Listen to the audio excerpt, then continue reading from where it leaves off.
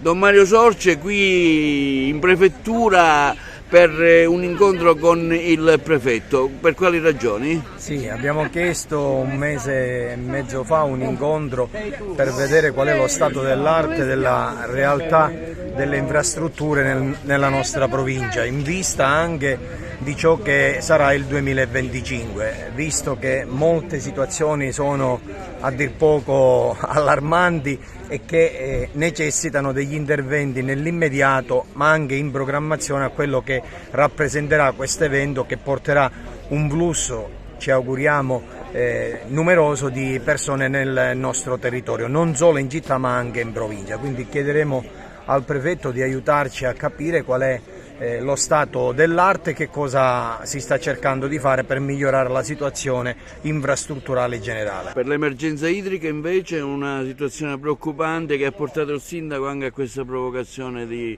rifiutare il titolo 2025. Anche voi come cartello sociale siete stati presenti su questa tematica importante? A mio modo di vedere la provocazione del sindaco è stata esagerata, perché il titolo di Agrigento capitale della cultura appartiene a tutta la città. Ci auguriamo che questa crisi possa essere affrontata nel modo migliore possibile, però non possiamo continuare a fare provocazioni. Chiediamo a coloro che sono i primi responsabili di questa situazione, cioè la Regione, assieme il sindaco, a tutte le altre realtà, alle forze sociali, chieda al governo siciliano, che è anche l'espressione del suo governo, quali sono gli interventi che si vogliono chiedere. Anche al suo assessore di riferimento che è agrigentino e che è proprio alla delega dell'emergenza idrica.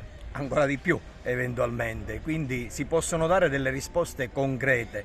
Le provocazioni lasciamole agli altri. Chiediamo invece ai nostri referenti, ai nostri politici, quando dico nostri, del territorio agrigentino, perché abbiamo dei rappresentanti tanto al governo soprattutto regionale come a quello nazionale, di fare qualcosa di concreto, perché se non ci sono i soldi per questo si devono trovare. Perché non si pensa ad esempio al depuratore di Porto Empedocle e di rimetterlo in funzione? Perché in altre realtà della nostra regione si sta pensando di spendere dei soldi per fare dei depuratori? Perché non si pensa ad esempio a tutto ciò che si può realizzare, come ha detto anche il prefetto qualche giorno fa nell'incontro proprio con AICA, dove erano presenti i sindaci, e si è preso atto dello stato di grave emergenza idrica e non si può più rimandare. Quindi tutto quello che si può fare non deve essere rimandato a quando il problema sarà allarmante e porterà poi la gente a gridare per la disperazione. Un'ultima domanda: lei ieri ha fatto un appello al voto utile, al bene comune, in vista delle prossime europee, ma molta gente è sfiduciata e sicuramente non andrà a votare. Sì, ho fatto un appello come Chiesa Agrigentina perché si possa svegliare la coscienza di ogni cittadino che deve ricordarsi che questa terra, come qualunque altra terra, ha bisogno di un governo.